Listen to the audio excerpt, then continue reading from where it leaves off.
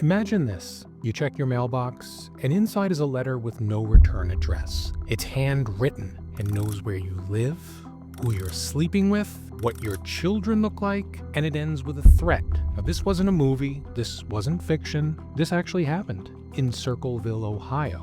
In 1976, this quiet town of just 14,000 people was thrown into chaos. An anonymous writer began sending letters, hundreds of them to residents all over town. Each one was filled with horrifying personal details, secret affairs, allegations of corruption, and threats that escalated into real-world violence. One school bus driver was accused of having an affair. Her husband wound up dead. The man convicted claims he was framed, and the letters, they didn't stop even while he was behind bars. I'm John Genoa, and you're watching the true story of the Circleville Letters, an unsolved mystery, a town-wide blackmail campaign, and a secret that still may be hiding in plain sight. When I first heard about the Circleville Letters, I thought it was an urban legend. But it's not. This really happened. And once you understand what was in those letters, you'll wonder if someone's watching you too. The first letters began arriving in 1976. They were handwritten in blocky, crude script, meticulously printed with no return address. Each envelope was postmarked from Columbus, Ohio. The first target was Mary Gillespie, a local school bus driver. The letter accused her of having an affair with the school's superintendent. It included details about her daily routine, where her family lived, what time she left for work, and who her children were. The message was clear: stop the affair or face the consequences. Now, Mary denied the affair. She tried to ignore the letter until more arrived. Dozens, then hundreds. And not just to her, but to her neighbors, her co-workers, even her husband, Ron. The writer didn't just make threats, they knew things no one should have known. Intimate details about the lives of the people in Circleville. Secrets, affairs, allegations of embezzlement, of abuse, of corruption. Whoever was writing these letters wasn't just trying to scare one person, they were trying to unravel an entire community.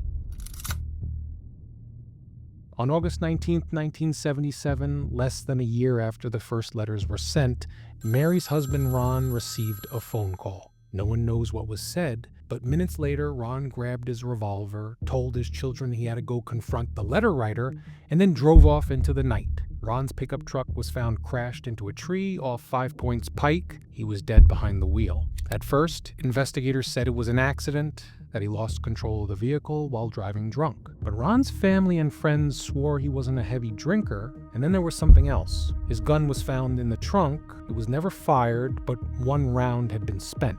The sheriff ruled it an accident, but the town wasn't buying it, because shortly after Ron's death, the letters began accusing the sheriff of a cover-up. After her husband's death, Mary kept driving her school bus route, and the letters kept coming. But on February 7, 1983, nearly 7 years after the first letter, Mary noticed something strange. There was a crude sign posted along her bus route, one accusing her of killing her husband. But something about it felt wrong. She stopped the bus, got out, and went to rip it down. And that's when she saw it. A box with a string hidden behind the sign. She opened it and found a small pistol rigged to fire the moment someone pulled the sign. It was a booby trap, a real attempt to kill her. The gun had been modified, wedged into foam, and connected to twine. It was rigged like tripwire. It wasn't just a threat anymore. Someone was actually trying to finish the job. But this time, they left evidence. The discovery of the booby trap changed everything. Investigators traced the weapon to a man named Paul Freshour, Mary's former brother-in-law. Paul was a respected man, a supervisor at a local plant, no criminal record, but he was bitter. He believed Mary was having an affair she denied, and he didn't trust the police. Paul admitted he had once written letters to the superintendent urging him to come clean about the affair, but he swore he never sent any anonymous threats, and he had nothing to do with the gun.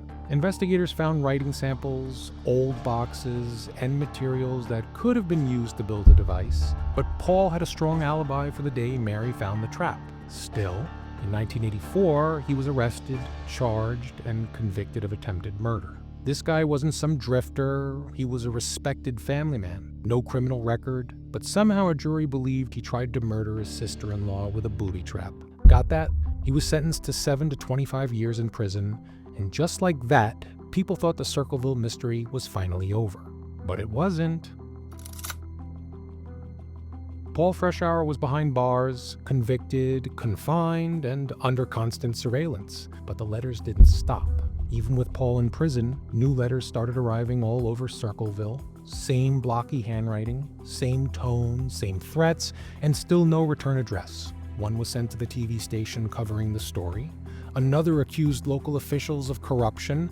A third was sent to Paul Freshour himself inside prison. Paul was placed in solitary confinement for weeks. He had no visitors, no writing materials, he had no access to mail. The warden confirmed he couldn't have sent the letters. And yet, the postmarks kept coming. Columbus, Ohio, just like before. Someone was still out there, watching, writing, and now they weren't just threatening Mary.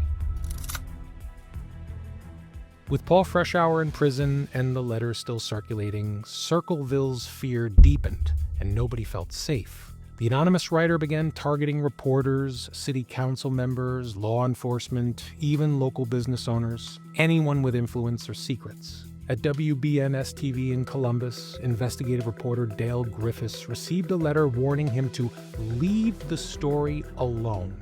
Another letter accused the county coroner of mishandling Ron's autopsy. One letter even claimed the sheriff was covering up a sex trafficking ring. The writer's tone became more aggressive, more unhinged, but it was also more organized. Whoever this was, they weren't just watching, they were documenting and recording. And all the while, Paul Freshour sat in a prison cell, writing appeals, telling anyone who would listen that he was innocent, that someone had framed him. Paul Freshour served 10 years in prison. He was released in 1994 on parole, but never cleared of the crime. He returned home to a changed Circleville. The town was quieter now. The letters had slowed, but they hadn't stopped entirely. He maintained his innocence until his death in 2012, writing letters, giving interviews, even starting a personal website laying out his theory that he was framed. But if Paul wasn't a Circleville writer, who was? Some believe it was multiple people. Others think that it was someone inside law enforcement, close enough to plant evidence. Some even point to a teacher or a jealous neighbor, but no one has ever been charged, no one has ever confessed, and no official suspect has ever been named. But maybe the most chilling part is this. In the years since Paul's release, a handful of new letters have surfaced, postmarked anonymous, in the same strange handwriting. The Circleville Letters case remains one of America's most unnerving unsolved mysteries. Hundreds of letters, dozens of lives shattered, one man imprisoned, and still no definitive answers. Was it Paul Freshour, a jealous husband seeking control, or was he a scapegoat, an easy fall guy for someone with deeper access, someone on the inside? Could it have been a group, a vigilante campaign that spiraled into obsession? Or maybe it was something more personal, revenge masked as morality. To this day, no one knows who wrote the Circleville Letters, but someone, somewhere does, and maybe they're still watching. If you lived in Circleville in the late 1970s, check your attic, check your desk drawers. You might have received a letter. Nobody knows who wrote the Circleville Letters, but if it wasn't Paul Freshour, then whoever it was, they got away with it, and maybe they're watching this video right now. If you enjoyed this episode of America's Strangest History, we cover real stories like this every Tuesday and Friday. The strange, the true, the forgotten. Subscribe for more and keep an eye on your mailbox.